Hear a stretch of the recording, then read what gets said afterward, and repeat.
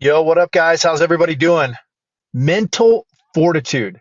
Let's talk about mental fortitude for just a moment and why it's so crucial and why it's so essential in your everyday life efforts, right? Bottom line is that in life, things rarely ever go as planned, right? They rarely ever go as planned. And so mental fortitude is just so mandatory to strengthen our resolve when the poopy hits the fan, right?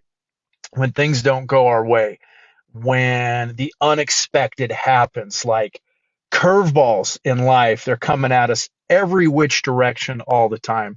And we just don't see them, right? We don't expect them. And so creating that, I like to call it the weaponized mindset, right? That you can weaponize your mental fortitude to strengthen your everyday efforts and to prepare you ultimately for the unexpected.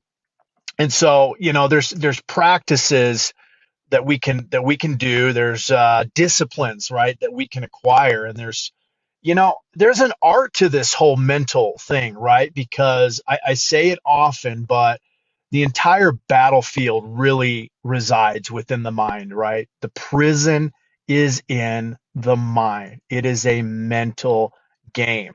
And so, especially for me, I'll get real personal here, being the empath that I am, being the kind of person that, just wants to trust people, wants to believe the best in people, even if they're not going to do what's right, even if they're not going to have integrity. It's easy for me to take the blows harder, right? When there's the letdown or when there's maybe an expectation that shouldn't be there. And I've heard Gary Vee talk about it more than once, and I think his approach is phenomenal, right? That if you can create a discipline where you just don't put any expectations on anyone, not an easy thing to do, right?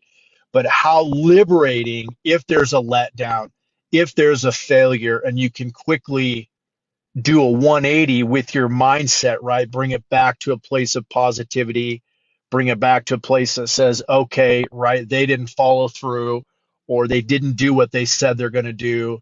That's okay, right? Moving on. I know for me personally, in those type of situations, the disappointment, the letdown is something that was very easy for me to sit there and linger in, right? And that's the last thing that we want to do. And not so much is as having a pity party per se, but right, just lingering in the fact that, questioning why can't people have more honor? Why can't people operate from a place of more honor?